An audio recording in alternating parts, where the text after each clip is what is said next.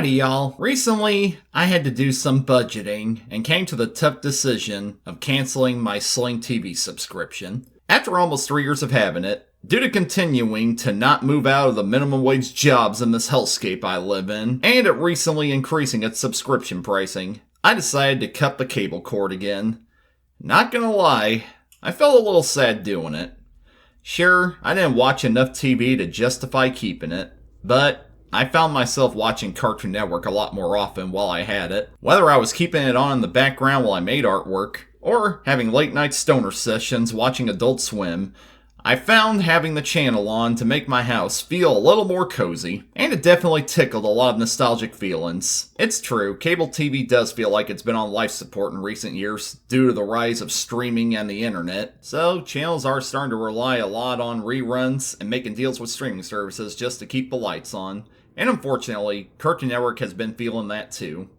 Looking at the channel now compared to its golden age, it definitely feels night and day. The channel back then had an identity, a style. It found ways to entertain you, not just with the programs, but in between them as well. I consider myself blessed I grew up in the time I did. Considering the channel is only 13 days older than me, I was watching it from the very beginning. As some of my earliest fuzzy memories of the first house I lived in was me watching Cartoon Network. I barely remember anything about that house, but dagnab, I remember watching Cartoon Network there. That's just how ingrained into my DNA this channel is. It's wild just how 10 years ago, it felt like Cartoon Network was in a second golden age with shows like Adventure Time, Regular Show, The Amazing World of Gumball, and Steven Universe, all leading the way to the future. I couldn't have predicted today. Only one original Cartoon Network show is currently airing, We Baby Bears. Adult Swim has more current original programming than Cartoon Network now. I never thought I'd see the day that would happen. Speaking of Adult Swim, I thought it was insane years ago seeing the Adult Swim logo at 8 p.m. Now it's on at 4 p.m. Geez, I was barely home from school at that time as a kid. I know, it seems ironic hearing me get so nostalgic about Cartoon Network, considering my past self ranted so much about the current state of the channel 15 years ago. But hindsight is always 20/20. I didn't realize how good I had it even then, considering where we are now.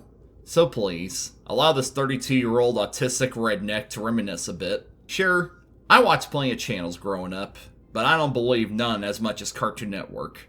I remember the early days being the hub of showcasing classic cartoons like Looney Tunes, Tom and Jerry, Popeye, The Flintstones, and plenty of others I don't have time to mention. Then they slowly transitioned into original programming. The cartoons like Johnny Bravo, Dexter's Laboratory, Powerpuff Girls, Cow and Chicken, and let's not forget the underage shows from that period, Whatever Happened to Robot Jones, and Sheep in the Big City. Those are great shows, give them another chance, you won't regret it. The 2000s saw the network change to reflect our post 9/11 times with more emphasis on variety and catering to all ages, with the creation of such blocks as Magoozy, Fridays with live-action hosts, and of course, the big one of them all, Adult Swim. They were still pumping out originals too, such as Grim Adventures of Billy and Mandy, Foster's Home for Imaginary Friends, Codename Kids Next Door, and y'all know my favorite. Show Hi Hi Puffy Amiyumi premieres Friday at 7:30, only on Cartoon Network. Even during the lull period of 2008 to 2010 saw quirky highlights like Chowder and the Marvelous Misadventures of Flapjack, keeping the ship sailing. Then came the 2010s renaissance I mentioned earlier, but the latter half of the decade saw great series like We Bare Bears, Craig of the Creek, OKKO Let's Be Heroes, and Infinity Train squeeze out even as the channel was starting to see a decline in viewership. So that brings us to this year. Craig of the Creek officially ended, and in my opinion, which I hope to God I'm wrong about, is probably the last great original Cartoon Network series we're gonna get. At least for a while. As it looks like the upcoming originals appear to be Cartoon Network going back to old formulas that worked, like Adventure Time and Regular Show spin-offs. And, as per tradition with the network, another Scooby-Doo series. Guess some things never do change. And to further drive the point home, Warner Brothers recently shut down CartoonNetwork.com, as the link now leads directly to Max's website. Joking aside, it really does feel like we're witnessing the end of an era. And as someone who's seen the media sphere change so much in such a short amount of time, It's enough to cause some existential issues, not gonna lie. Do I think Cartoon Network is dying? Well, I sure hope not. But it's got a sinking anchor stuck to its neck that is cable TV. Whatever the future of cable is, unfortunately, Cartoon Network as a TV channel is going to suffer the same fate as it. But I don't believe it'll ever be the end of Cartoon Network's legacy. We've seen so many talented artists get their start at that channel. We saw so many critically acclaimed series spawned by it. It was usually a solid bronze in viewership when it came to the big three kids cable channels. But that only allowed it to have the mentality of experimentation and taking risks, which ultimately led to the channel having more of a cult following among adults, even in this modern age. While Cartoon Network hangs on, Adult Swim seems to be the breadwinner carrying its big brother. It's crazy how we're now in an era where more adults are watching cartoons than kids. But that has allowed Adult Swim to keep doing what it does, and I believe it'll ultimately keep Cartoon Network from falling into obscurity. I love Cartoon Network. I always have. And while the future is uncertain, if it ever goes away, I will always love it. I'll keep buying DVDs of these cartoons I grew up with. I'll always remember Sunday afternoons at my grandma's house because of Cartoon Network.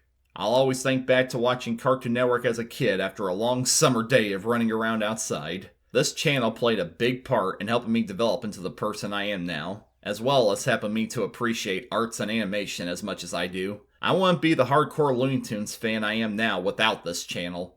Hell, I doubt society in general would remember Looney Tunes as well now without Cartoon Network. See the Day the Earth Blew Up only in theaters, March 14th. And that's just one piece of programming the network gave me. Ed, Edd n Eddy inspired me to get creative with my hands due to seeing the effort the Eds put into their various wacky scams. Powerpuff Girls inspired me that being cute and nice doesn't mean you can't defend yourself or others. Foster's Home for Imaginary Friends taught me to never stop having imagination and feeling young at heart. Adventure Time taught me, even when the world ends, you can always pick up the pieces and start over. Regular Show taught me it's okay to slack off sometimes so long as you have bros you can rely on.